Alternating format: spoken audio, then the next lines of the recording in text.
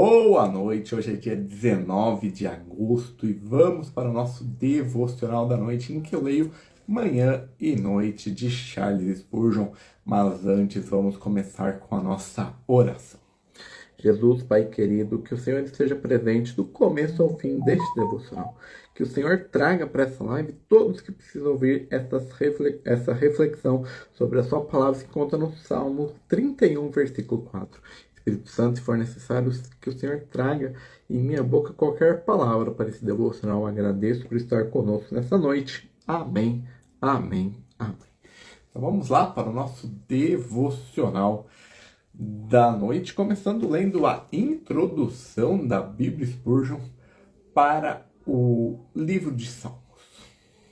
Circunstância da escrita.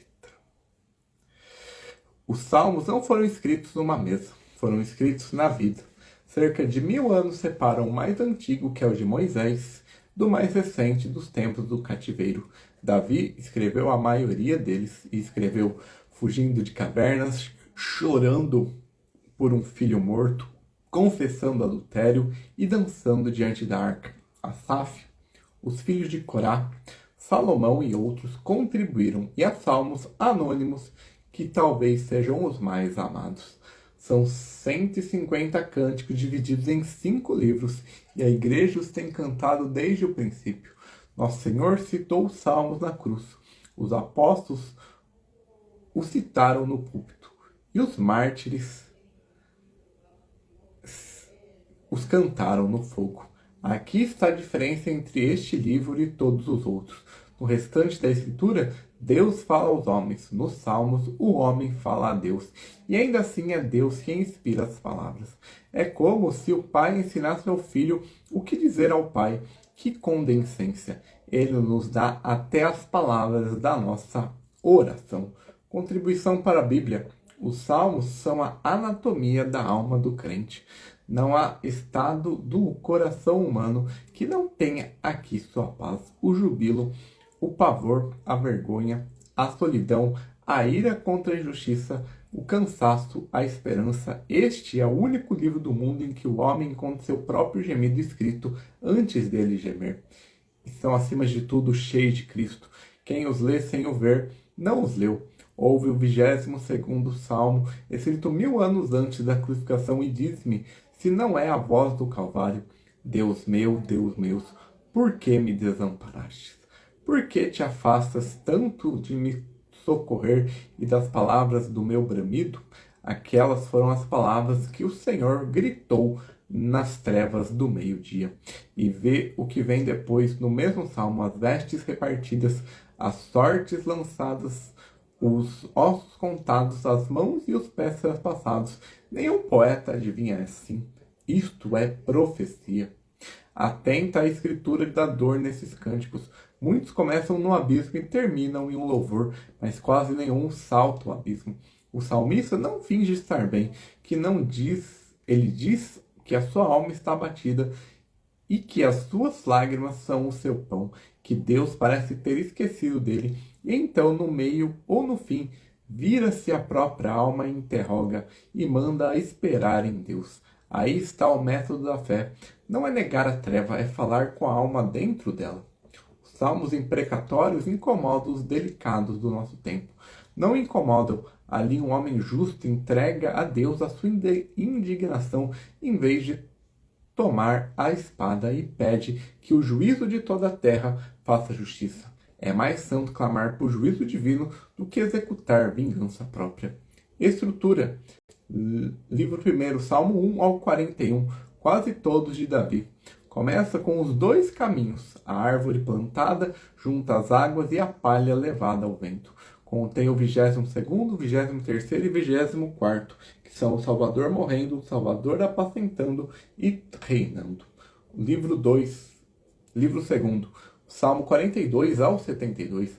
A alma sedenta como servo, a confissão do 51º depois da queda de Davi, e o 72º, que descreve um reinado de justiça e paz que nenhum rei cumpriu.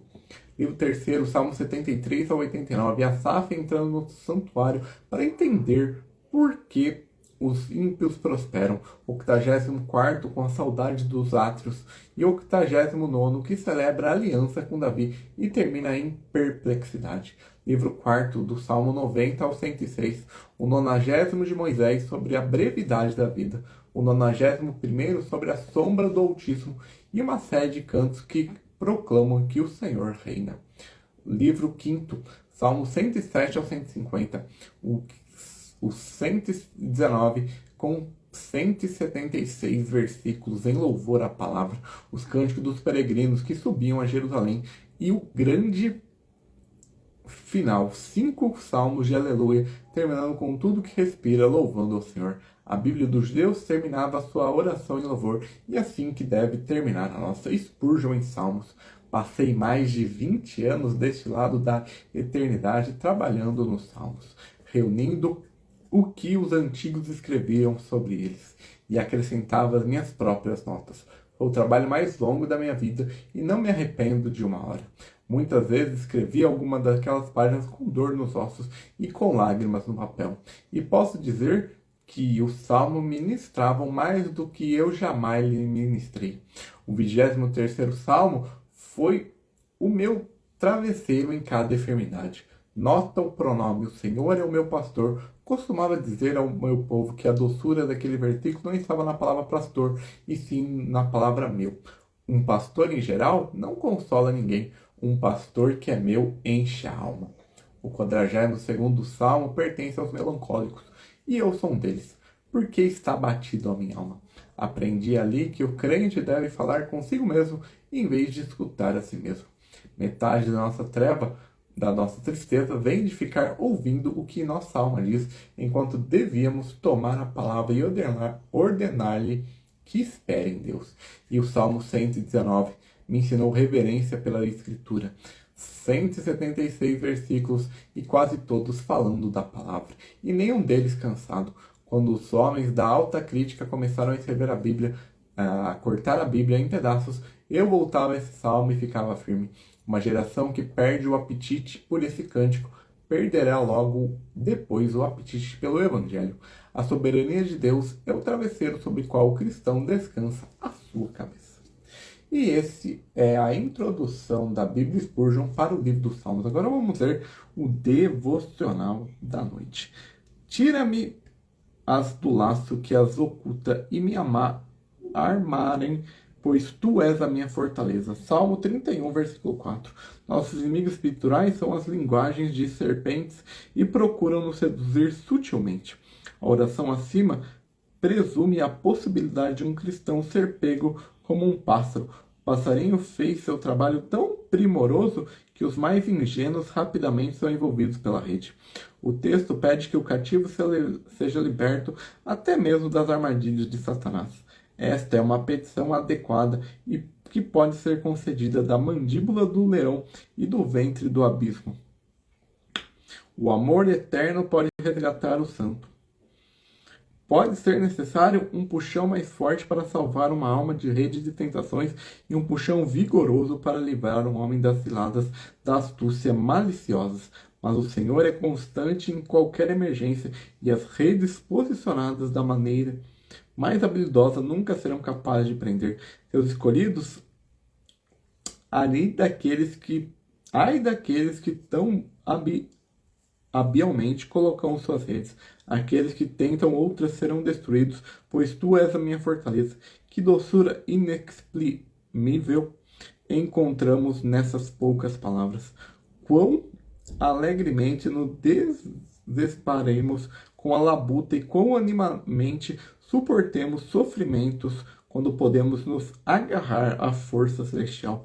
O poder divino lançará para longe todo o esforço de nossos inimigos, desconcertará sua estratégia e frustrará seus embustes enganosos. Feliz é o homem que tal poder inigualável a seu lado. Nossa força teria de pouco proveito quando enleados nas redes da astúcia vil. Mas a força do Senhor está sempre disponível. Precisamos apenas invocá-la e encontraremos de imediato se por fé dependermos somente da força do poderoso Deus de Israel.